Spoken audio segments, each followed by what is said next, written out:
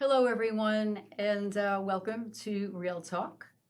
Real Talk, the objective for this show is for this community to get to know one another on a more intimate level, digging a little deeper with questions that make us realize at the end of the day, we're not all that different as we share a rich humanity between us, rediscovering ways we can live, work, and play as neighbors in this beautiful community of ours.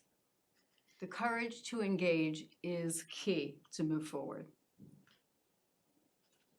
Jim, take it away. Thank you, Barbara. Thank you very, very much. In the last several weeks, rallies supporting Israel have been held in Herrick Park in East Hampton, while ceasefire and anti-ceasefire groups have held weekly competing rallies on the Gaza war in Sag Harbor.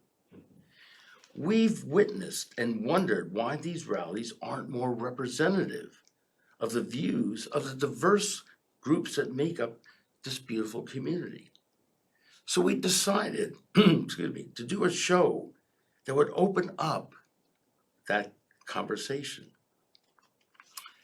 We've borrowed the title of a book by Cornel West and Rabbi Michael Lerner, written 30 years ago, to be the theme for this show. That influential book brought together two natural allies and was entitled Blacks and Jews, Let the Healing Begin. Our show today, which is in 2 half-hour segments, is dedicated to the same idea.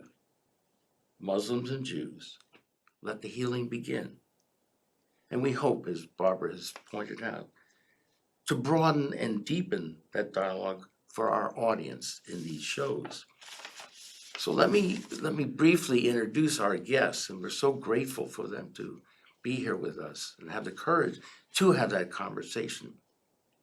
Rabbi Josh Franklin is the senior rabbi of the Jewish Center of the Hamptons in East Hampton, and for the last several years on the East End, he's helped revitalize and grow the Jewish community, influencing and impacting thousands of people through engaging programming, transformative classes, inspiring worship, welcoming community outreach, and the ever-popular Shabbat on the Beach. To which you come. Yes, Please. every week with my wonderful wife, beautiful wife, Ask Beatty. We're there every week. We haven't missed a week, maybe one. I've been a few times, Josh. All right, and and our other guests, Dr. Assam Rashid and her family have made Southampton their home since 2010. Her husband, who's on this segment, Dr. James Groff, is the only dual board certified critical care general and trauma surgeon on the East End. Her two young boys, who I've had the pleasure to meet on my show as well, Lake and Liam, attend Sagaponic's Little Red School. Asma has a highly successful concierge practice in Bridgehampton and Palm Beach, where she offered highly personalized medical services to a very diverse patient population. She's been internationally recognized for her great work and breakthrough work during COVID. Our guest also on the second segment will be Rabbi Jan Urbach. She is the founding rabbi and spiritual leader of the Bridge Shul since 1999. Jan is also the director of the Block Kolker Center for Spiritual Arts in the Jewish Theological Seminary, where she served as interim dean of the Rabbinical School. She's published widely, served as scholar in residence at the 92nd Street Y, the Skirball Center for Adult Learning, the Women's League for Conservative Judaism, and many, many other synagogues. She's a graduate of Yale University, Harvard Law School, and served as law clerk to federal judge Kimba Wood. So thank you very, very much for doing this show. It's an important show, and I'm so glad you're all here. Thanks for having us. Yeah, thank you. Terrific. So let me just start off by just asking both of you, How did you get to your positions? What were some of the struggles, personal, that and other reasons why you chose to become physician, rabbi, and some of the struggles you find as you made your way into our beautiful community? Josh, why don't you go first? Sure. It's a long story in terms of why I became a rabbi initially. I'm not going to go into the whole details, but I'll tell you that it's very much a calling. Something that for a lot of my life, I didn't think I wanted to do until I really felt struck by a calling to not just serve the Jewish community, lead the Jewish community, but teach within the Jewish community and serve as a rabbi. And I do see my role very much, not just as an occupation, but as a calling, as a service, not just to the Jewish community as well, but to whatever surrounding larger community that I serve, as well as the Jewish people. Great. I have kind of two sides. One is the doctor side. One is my wife and I started the Islamic Center of the Hampton Yes. side. The physician side, when I got to college, everybody told me it was going to be so hard. And I got there and said, this isn't that hard. What can I do that's the hardest thing? And that was the hardest thing. So I went down that track. Trauma surgery fit my personality and disposition and skills the best. So that was kind of Interesting. where I pursued that way. I did my training out here. So that introduced me to the east end of Long Island in the Hamptons. Met my wife here, and we went to Connecticut for a year. Great place, but we came back here. And this is where we kind of settled and raising our family. We both have our practices here. And then one night we were driving. The closest masjid from where we live was 30 minutes the other direction from our office. Past that is another 45 minutes. Mm-hmm. And it's very difficult. We never get there every day. We go for the big things. Sometimes we can get there for a Friday Juma, maybe, but it was hard for us. And we lived on the more western side of the East End here. The people in Montauk have no place to go, or Sag Harbor or East Hampton.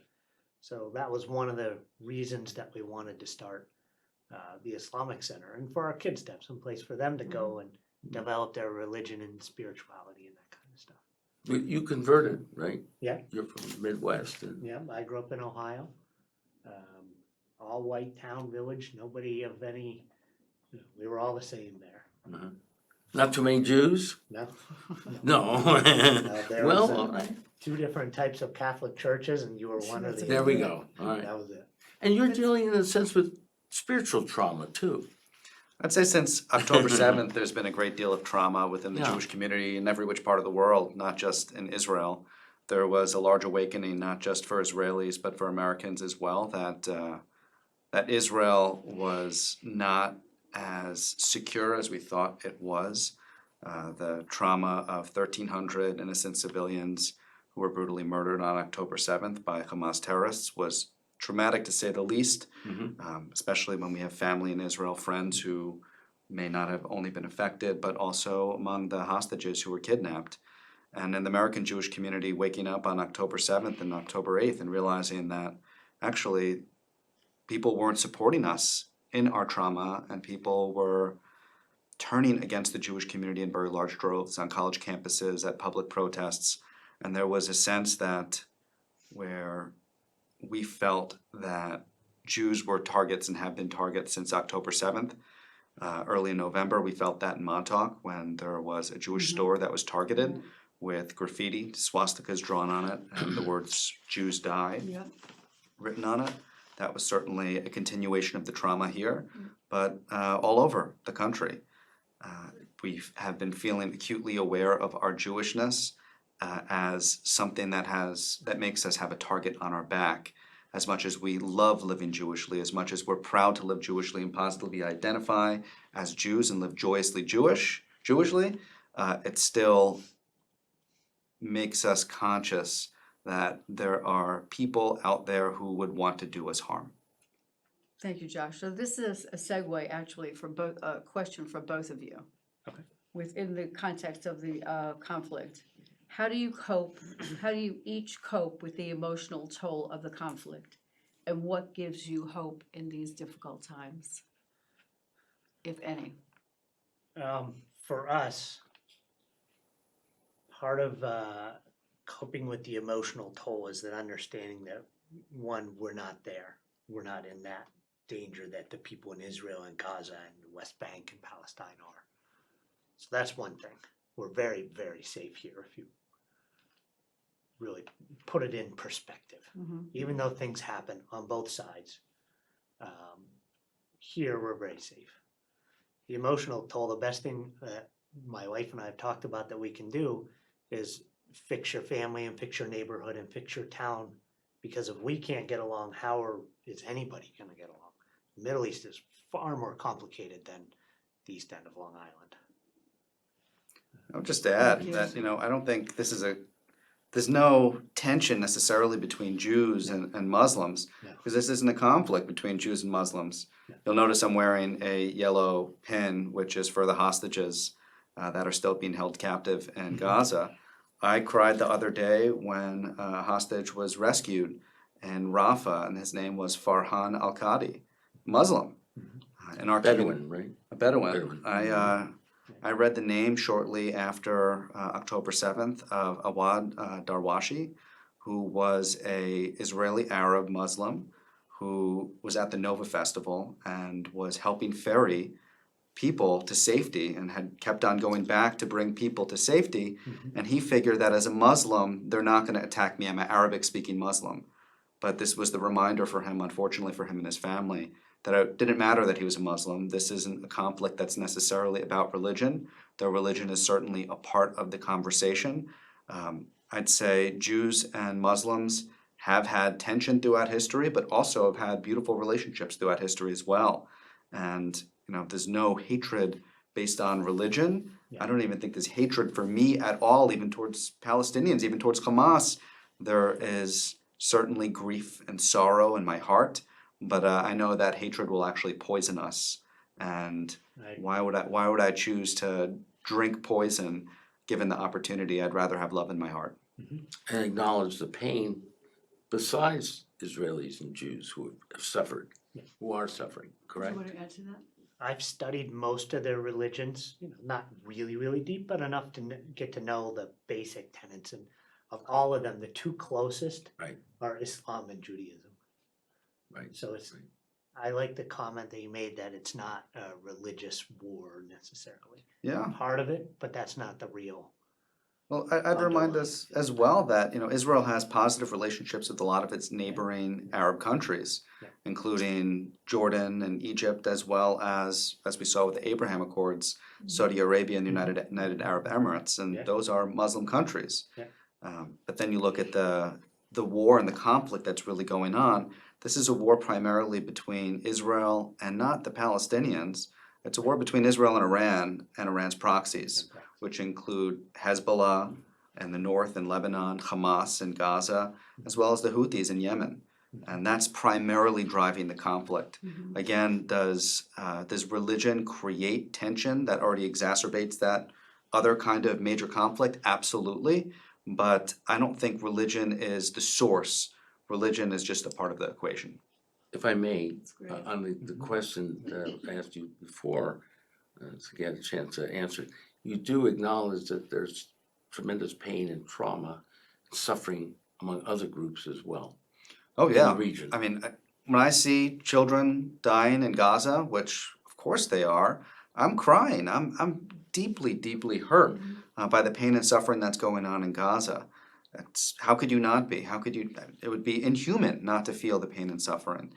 I think it's not a political thing about who's right and who's wrong. Children suffering, children dying, there's pain. And that, I'm sure, is mutually felt on the other side too. Correct. When you see the videos that the Hamas terrorists posted Yeah.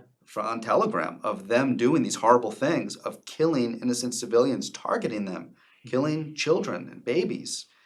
If you can't see that footage and you can't look at that and not feel extraordinarily pained and anguished, I don't know where your humanity is. Thank you, Josh. That was beautiful, actually.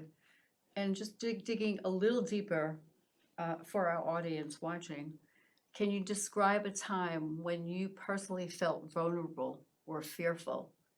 And how did you manage to move forward? So I'll tell you, I was in Israel about a little over a month after October 7th.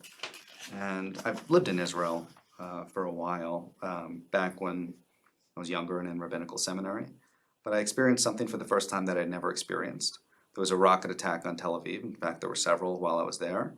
And we had to go into a bomb shelter in Israel, in Tel Aviv. You have essentially about a minute in order to get into the bomb shelter once the siren goes off.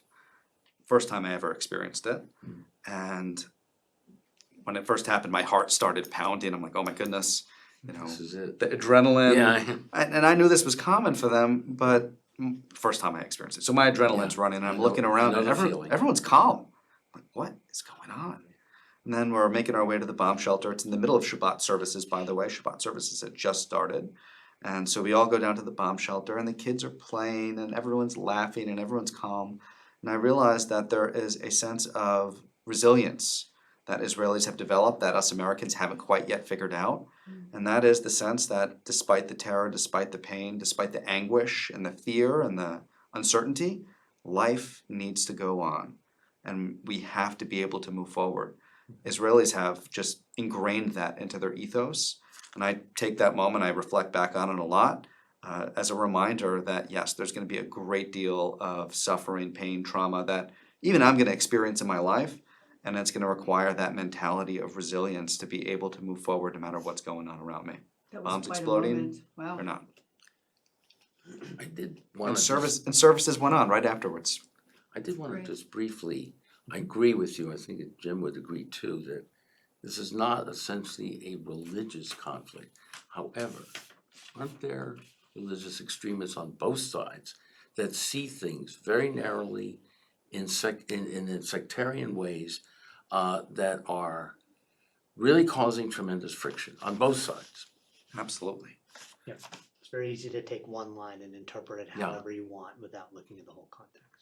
And not always religious extremists, but let's just call them extremists. Extremists, Yeah. exactly. Yeah. It doesn't Just matter. Ultra nationalists exist in Israel and in Palestine as much as they exist in our country as well. Mhm. And mix that with religion, and that's where you really get the worst of both worlds. Jim, did you want to address that also? Share any moments where you felt vulnerable and fearful and how you got through it? When we went to one of the very first protests up island on the Gaza side, protesting, save Gaza kind of protest. And we brought the kids because they come everywhere with us. And we want them to experience the world, not just school. And I remember them being there with their little signs that somebody gave them, and then people were driving by shouting some pretty nasty things, stuff you can't. I'm sorry, where was this now? Was this It was up island, Hauppauge maybe. Okay. And thinking this is, my kids are here and people are yelling this kind of stuff at them. At them. Yeah, yep. And Such we were as? towards the For example, what? stuff that I can't repeat. on. Okay, Gotcha. okay, understood. So that was kind of it. And that was kind of a realization that even though we live here, we're really safe, there's still a lot of hatred and things Hatred. like that that are out here. How'd you talk to And the kids about that? misinformation. Because they're 7 and 5, right? Yeah. How'd you How did you speak to get them? yourself through that and them? The kids are a little easier because they don't Yeah. understand what's Yeah, really yeah. happening. We just say, some people say bad things. Yeah. And then they go off and play. Yeah. Ourselves, it's a little more like self-reflection, talking with the family and with our Islamic center and things. That's kind of what gets you through it. This is the first time you two have met, correct? No, we No. we met never. earlier this last week actually. That's We were at wonderful. a mutual meeting. Yeah. We got to know So- each other a little bit. It'd be wonderful to perhaps have a dual service, or how would that work perhaps? We do a lot Visit. of interfaith things with our Interfaith, masjid, so that's something that we'd definitely be happy to do, interested in. Yeah, I mean, one of the things, the Islamic Center is still very new and really making those connections with parts of the community. Yeah. I will say that the interfaith connections within the East End of Long Island are a little bit segmented. So we have a very strong East Hampton clericus. And the East Hampton clericus actually came out in full force of support of the Jewish community in the wake of October 7th, which I'm really thrilled about having that support from the faith leaders within our community who have just been incredible. And look, I co-teach a class with Reverend Ben Shamba, We've had great relationships over the years.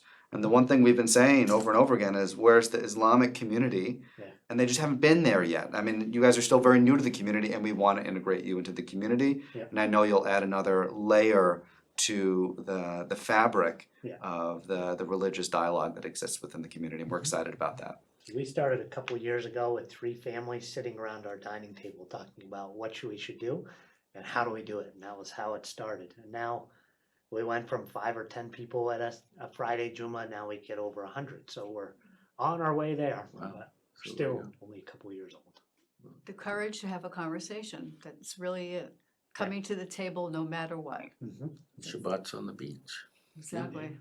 I was just thinking as you were both talking, the rallies, the one in Herrick Park did not contain the anti-ceasefire people, did they? Did it? So you're asking, were there counter protests? Yeah, at any of were the- there are members of the peace movement or any representative of the Muslim community held No. at that rally? I So why think not? I think there are certainly divides within our community. There's a lot of diverse representation of support. Right, But if you're talking about the rally that was recently held, which I participated in, right, but wasn't organized by the Jewish Center of the Hamptons or myself, right. and in such a case, I wasn't necessarily able to be as inclusive or create the dynamic, the feel, or who would be speaking I as understand. I might be able to, as when we, back in November, we held a community rally at Herrick Park That's a great for point. peace and for Israel. I've asked those leaders to come on the show. They have they have not agreed to yet. We hope they will. So this is another great segue to the next question I have. What small steps can individuals take in our community for a more peaceful community? Yes. What would you recommend? Or More what would you hope for? more inclusion of everybody. More interfaith things, more dinners, Shabbats on the beach, that kind of thing. If Absolutely. we are together here, it's much easier to spread the peace among where we are than if we're divided here. How can you spread peace? Well, as you know, my wonderful wife, Beatty, who's in the studio with us, I think started the horror dancing, correct? On the beach. I sometimes call on She was the Beatty. leader, yeah. I call there on were a Beatty to be few- one of our horror All right. circle leaders So- for sure. She would loves to dance. I don't as much, but she would join, okay? So that's the sort of things we Now I'm need. really gonna join you on Fridays. There we go. There we go. No, we've been this weekend is our last one Uh-oh. of the season, unfortunately. But we've been drawing big crowds, and I will say Absolutely, wow. I notice a lot of people from the church where I teach with Reverend Ben Shemba. They actually come too, and they enjoy it as a spiritual experience overall. Exactly. Because spirituality is spirituality. Religion might give you necessarily direction in terms of how to cultivate that spirituality, but in its raw form, you can experience another religion's spirituality, and it can and should move you. And there are a lot of things that we have holy envy or spiritual envy over other traditions that different faith communities have. And sometimes we're afraid of like, oh, that's theirs and this is ours. And not about cultural appropriation and bringing it into our own practice, but to have a mutual admiration of each other's religions and be able to actually look at the other and say your religion is beautiful. And I really do think it is. Going back to your point, Jim, there's extremism in every form. Yep. In every form. Those things aren't going to define us. Yep. Those things are the fringe. Part of the issue is that the media is drawn to the fringe. The media is drawn to the fringe also in order to be representative of the whole, and that's a huge problem that we're seeing in the way that media represents both Islam and Judaism. In the wake of October 7th, some of the most popular people who were interviewed representing Jewish voices were a group called the Neturei Karta. And they're a group of ultra-religious Jews who look and dress the part. They have black hats. They're very religious and very From Muncie, orthodox. right? But they're just not non-Zionist and believing that Israel is the Jewish homeland. Actually, they do believe Israel is the Jewish homeland. They simply don't believe in the idea of Messiah's a Jewish come, state right. until the Messiah comes. So they take a very anti-Israel position because of that, and they say terrible, terrible things as a fringe extremist group. and then that becomes a But were they dominant view were in the they media. that prominently Yes. shown on TV? 100%. Okay. And then it gets used as ammunition from another side to say, look, the Jews are like this. In the same way that if you were to interview an Islamic extremist, which we have Jewish extremists, you have Islamic extremists. We both are aware of that. You'd interview an Islamic extremist and then say, look at these Muslims, look what they do and look what they believe in Sharia law, and they believe that they're gonna martyr themselves and go to heaven and get 72 virgins and yada yada yada. The point is that's not representative of Islam. Islam is beautiful and that's fringe, that's extremist. That's what we need dialogue like shows like this, right? Extremism in Yeah. any form or mostly all forms is toxic, is poison. It continues to strengthen division. Yeah. And unfortunately, that's what sells in the media. You That's got it. exactly right. That's what sells right now. Sells papers. It does. Gets clicks. I mean, it Something gets we've it dealt gets with clicks in that Islam that for- the algorithms are designed on these social media sites Yeah.